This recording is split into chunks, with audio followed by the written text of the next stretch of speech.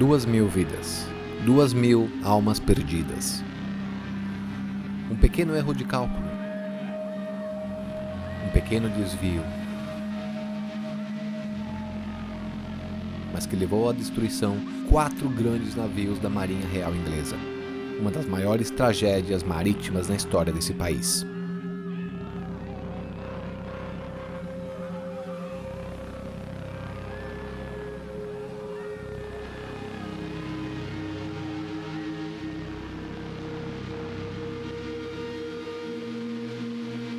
E essa tragédia foi o ponto final. Algo deveria ser feito.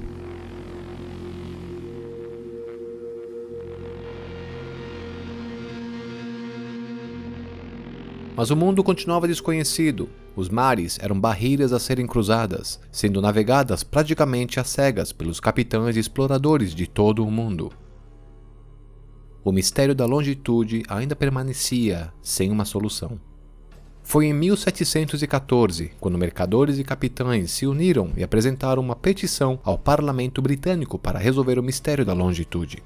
Reconhecendo esse desafio, a coroa inglesa ofereceu uma recompensa de 20.000 libras a quem conseguisse encontrar um método prático e útil para determinar com precisão a longitude de uma embarcação em alto mar.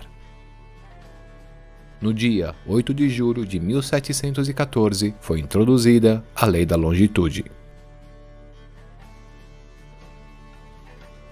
Durante o período de 14 anos, o Conselho ficou encarregado de julgar inúmeras inscrições.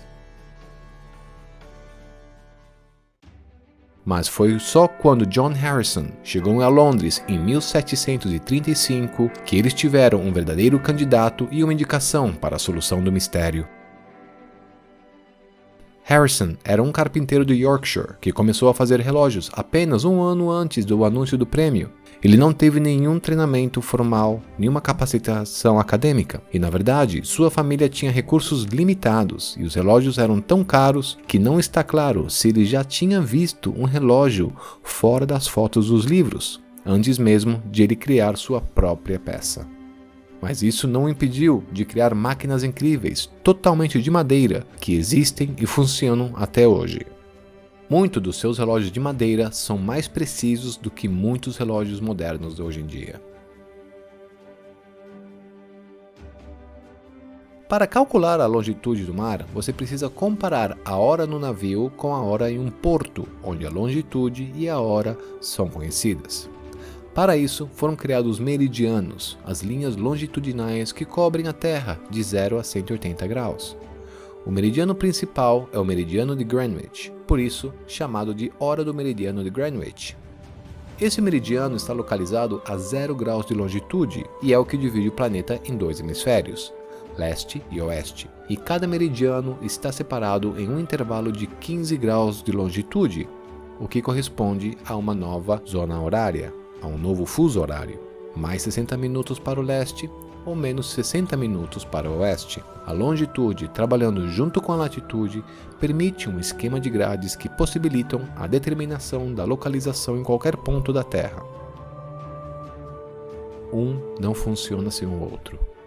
Mas como calcular a longitude?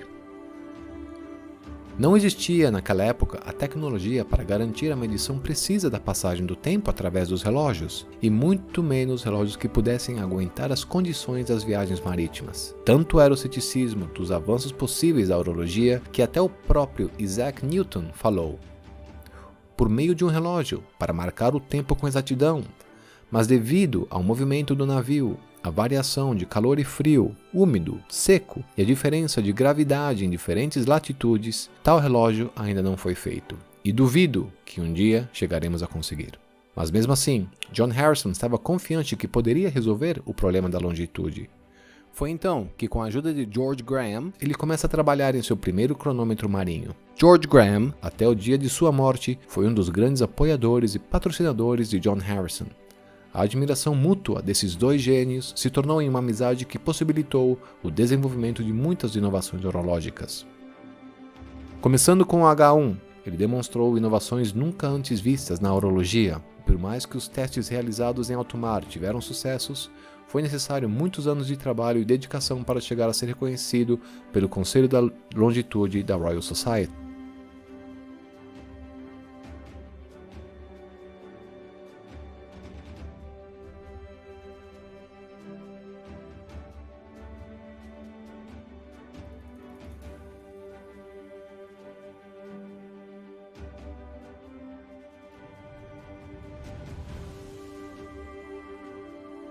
Seus cronômetros marinhos, o H2 e H3, também foram criações inovadoras no segmento horológico, apresentando soluções inovadoras para problemas que antes pareciam insolucionáveis. Mais uma vez, Harrison e sua genialidade eram demais para as mentes dos conselheiros da Royal Society.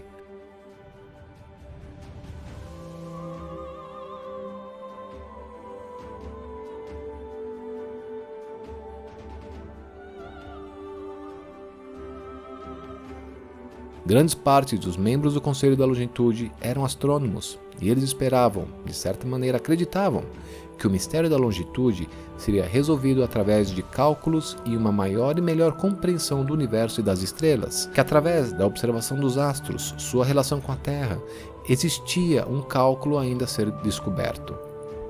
E que de maneira alguma o problema da longitude seria resolvido por um mero relojoeiro. Então, mais uma vez, o reconhecimento e o prêmio foram negados a Harrison. Mas essa batalha, essa constante injustiça sofrida por Harrison, fez com que ele criasse sua obra-prima, e sim, um dos relógios mais importantes na história da civilização. O H4.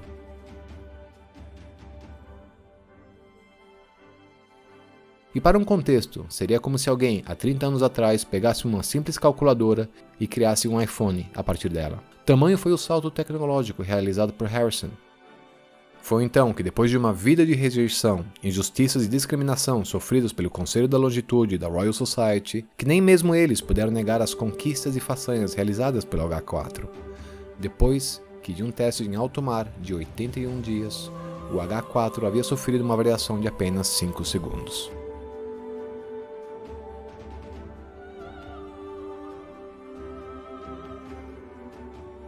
O trabalho e a vida dedicada para resolver o mistério da longitude teve seu final, o H5.